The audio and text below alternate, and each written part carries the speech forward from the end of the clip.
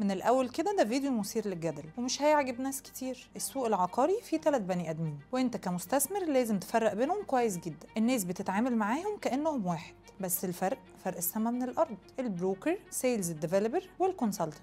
البروكر مجرد ما هيعرف انك مهتم هيكلمك وهيجيب ناس تكلمك، هيكلمك من كل الأرقام اللي عنده، هيوعدك ببيع سريع وكاش باك ومكاسب 70,000%. حتى لو المشروع مش مناسب ليك هيضغط عليك انك تشتريه عشان هو عمولته أعلى. اهرب اهرب اهرب. اما بقى سيلز الديفلوبر والكونسلتنت، الاتنين مش بيبصوا على عمولة، عايزين يبنوا علاقة طويلة معاك، وغالبا هتلاقيهم بروفايل اعلى، ناس شبهك. بس في فرق بينهم. سيلز الديفلوبر عنده مشروع واحد لازم يبيع المشروع ده، مش هيقولك عيوب المنافس لانه غالبا مش مركز مع المنافس اصلا، وطول الوقت مش شايف منافس ليه لانه شغال في شركة واحدة. الكونسلتنت اهتمامه الاساسي هو انت، لا الوحدة ولا الشركة. دوره انه يسمعك ويعرف احتياجاتك ويفهم امكانياتك كويس، بيقارن لك السوق كله ويطلع لك بالوحدة اللي انت هتشتريها، ويبقى واضح معاك ويقول لك العيوب قبل المميزات. هدفه انك تستثمر صح علشان ترجع له تاني. لما تيجي تشتري لازم تعرف الفرق بين التلاتة عشان ما تاخدش قرار وتندم عليه.